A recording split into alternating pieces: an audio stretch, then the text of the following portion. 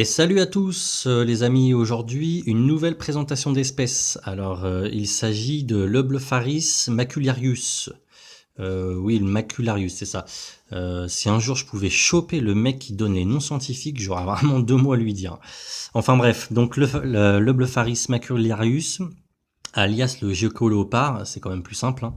Alors, point de vue répartition de ce petit lézard, qui est de plus en plus courant en France, nous vient pour sa part du Pakistan, de l'Inde ou encore de l'Afghanistan. Pour son prix, alors attention, si pour une phase classique, il vous en coûtera un petit 30 €, pour les phases les plus rares et donc les plus belles, il faudra casser sa tirelire. Comme par exemple pour la phase Black Knight, là il faudra débourser, alors attention aux oreilles, plus de 1400 € pour une femelle. Et oui, ça fait mal. Pour un petit lézard comme ça fait vraiment mal, hein. Alors point de vue taille justement, alors la moyenne de ce petit lézard est de 20 cm, les mâles étant souvent plus gros et plus massifs que les femelles. Son espérance de vie est quant à elle de 6 à 20 ans dans de bonnes conditions. Ses mœurs, alors c'est un lézard nocturne et plutôt terrestre, il ne fait pas partie des geckos grimpeurs, hein. Alors étant nocturne, forcément il sera actif la nuit. C'est un lézard très docile à la manipulation. Pour sa reproduction, alors une pause hivernale est fortement recommandée. Sorti de sa pause hivernale, le gecko entre en période de reproduction. Le mâle, à la vue de la femelle, va balancer sa queue de gauche à droite afin de la séduire. Le mieux étant de mettre quand même un mâle pour 2 femelles.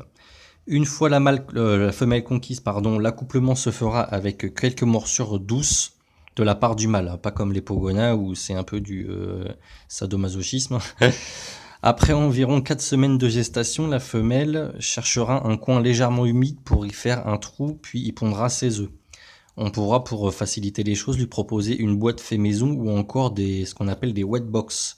C'est des petites boîtes prévues exprès qu'on trouve dans le commerce pour l'incubation des geckos et ils ont un design sympa pour intégrer dans le terrarium. Pour l'incubation des œufs, alors plus la température sera haute, plus le cycle d'éclosion sera rapide. Alors par exemple pour une incubation à 28 degrés, les œufs écloront 45 à 55 jours après. Pour 26 degrés, donc 2 degrés de moins, il faudra attendre 65-75 jours, et etc. Plus on descend la température, plus ça sera long forcément. Alors pour le setup, la maintenance n'est pas très compliquée pour ce petit lézard, hein. Pour un couple, un terrarium de 80 par 40 par 40 sera adapté. Le substrat, quant à lui, sera principalement constitué de sable, alors du sable le plus fin possible, afin qu'en cas d'ingestion accidentelle, celui-ci ne provoque pas d'occlusion intestinale, hein. On disposera d'une cachette au point chaud, forcément, et une au point froid, et moi je dirais même une entre les deux, parce que les geckos aiment bien se cacher. La température au point chaud sera de 35 degrés, et de 22 degrés au point froid, et le reste du terra sera de 28 degrés. Pour 20 à 22 degrés la nuit. L'éclairage sera fait avec une ampoule UV et un câble chauffant, ou voire une pierre chauffante. Moi j'ai acheté une petite pierre chauffante et il est tout le temps dessus, il adore. Pour ma part, j'ai fait un coin dans le coin frais, en dessous de sa cachette, j'ai rempli de sphènes toujours humides. Alors ce qui a pour effet que ça baisse la température et ça l'aide en période de mue. Pour le reste du setup de la déco, hein, libre cours à votre imagination, hein, fausses plantes et pierres, ils seront les bienvenus.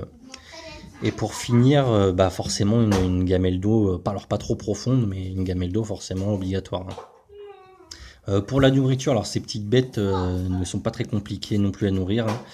Le nourrissage se fera forcément plutôt le soir, hein, n'oubliez pas qu'il est nocturne, donc on leur proposera des grillons, des blattes, des criquets, des vermoriaux, et aussi de la gelée, le jelly, là, ce qu'on appelle le jelly, cette préparation achetée toute faite dans le commerce qui ressemble un peu à de la compote, hein. Les insectes, quant à eux, seront saupoudrés de calcium et de vitamines, moi je conseillerais une fois sur 2 ou une fois sur 3. Alors pour conclure, c'est une superbe espèce, franchement ça fait pas longtemps que je l'ai, mais c'est vraiment une superbe espèce à avoir en captivité, et aussi la plus populaire en captivité après le pogona, hein. Et j'ai vu qu'on recense environ 55 000 naissances par an rien qu'aux États-Unis. Alors en France, j'ai pas réussi à voir, mais vous imaginez 55 000 naissances en captivité aux États-Unis. Ce qui signifie que bah, le prélèvement dans la nature sont maintenant quasiment inexistants. Et je finirai par dire que franchement, ce lézard est parfaitement adapté pour les débutants. C'est vraiment une superbe espèce. Donc voilà, j'espère que cette vidéo vous aura plu. Si c'est le cas, lâchez un gros like. N'hésitez pas à vous abonner. Et on se dit à plus. Ciao!